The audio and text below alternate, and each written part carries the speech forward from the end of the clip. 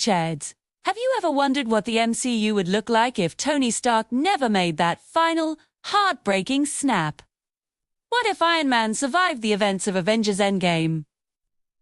Today, we're diving deep into the alternate timeline that Marvel might be hiding from us. It's a world where our favorite genius, billionaire, philanthropist is still kicking. So grab your shawarma, because this is going to be a wild ride. The final battle is over. Thanos is dust, but instead of Tony succumbing to the power of the Infinity Stones, something different happens. Maybe Captain Marvel swooped in at the last second to absorb the energy, or perhaps Shuri, with her Wakandan tech, devised a way to transfer the gauntlet's power safely. Whatever the method, Tony Stark is alive. He's battered, he's bruised, but he's breathing. The world breathes a collective sigh of relief. Iron Man, the man who started it all, is a living legend.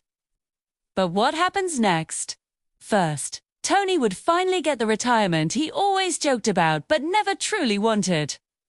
He'd settle down with Pepper and Morgan, building sandcastles and, let's be honest, probably a fully automated self-building sandcastle fortress. You would finally get to be a full-time dad, watching Morgan grow up, teaching her everything from engineering to how to outsmart a board of directors. This is the happy ending Tony Stark truly deserved.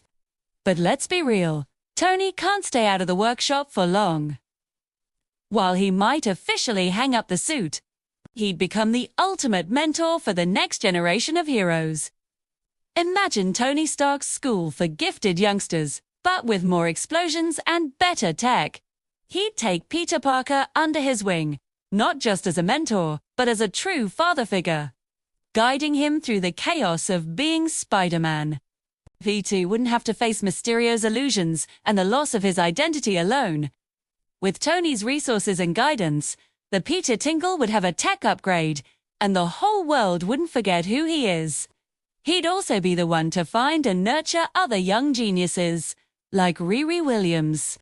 Instead of her building her own suit in a dorm room, she'd be working in Tony's personal lab, becoming Ironheart, with the direct guidance of Iron Man himself.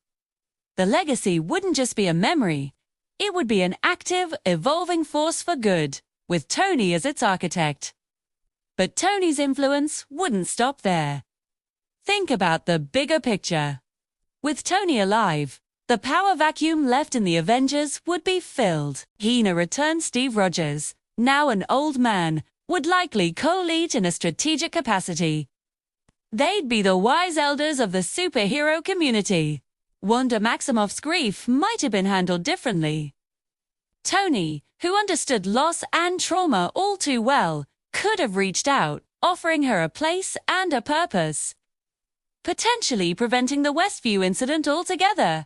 He'd see her power, not as a threat, but as a potential that needed guidance and support. Financially and technologically, the world would be transformed.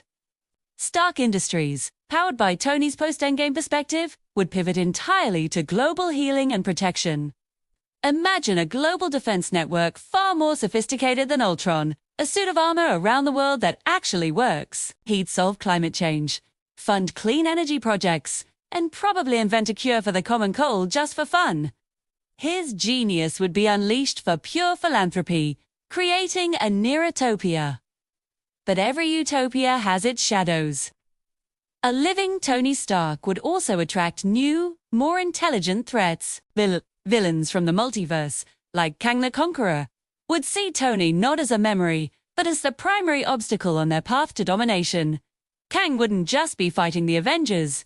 He'd be locked in a battle of wits against the greatest mind of his era. The ensuing conflict would be a chess match across timelines, too, with Tony devising temporal mechanics and multiverse-hopping tech to counter Kong's every move. The stakes would be even higher.